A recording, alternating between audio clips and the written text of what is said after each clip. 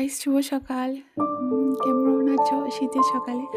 আশা করি ভালোই আছো কম্বলের নিচে। দেখো আমাদের এখানে কি ঠান্ডা পড়েছে, যেমন লাগছে শীত আসেনি, শীতের সাথে সাথে 14 গোষ্ঠীকে নিয়ে এসেছে। তোমাদের এখানে কেমন ঠান্ডা পড়ছে কমেন্ট করে অবশ্যই বলবে। আর কেমন ঠান্ডা লাগছে বলো তো? কেমন ঠান্ডা দেখো, আমাদেরকে কিচ্ছু দেখা যাচ্ছে না, কুয়াশায় কুয়াশা, চারিদিকে শুধু কুয়াশা। এই দিক থেকে ওদিকে কিচ্ছু ভালো করে দেখা যাচ্ছে না।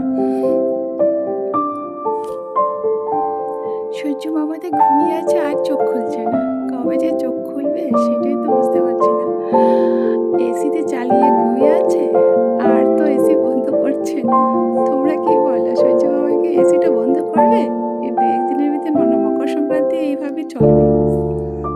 মকর সংক্রান্তিতে এইভাবে যদি ঠান্ডা থাকে, ভাই কি হবে ভগবান জানে। আর তো ভগবান তো শুয়েই আছে, কি আর জানবে। আচ্ছা ঠিক আছে, আর কথা বাড়িয়ে লাভ নেই। তোমরা কেমন আছো, ভালো থাকবে তো অবশ্যই কমেন্ট করে জানাবে।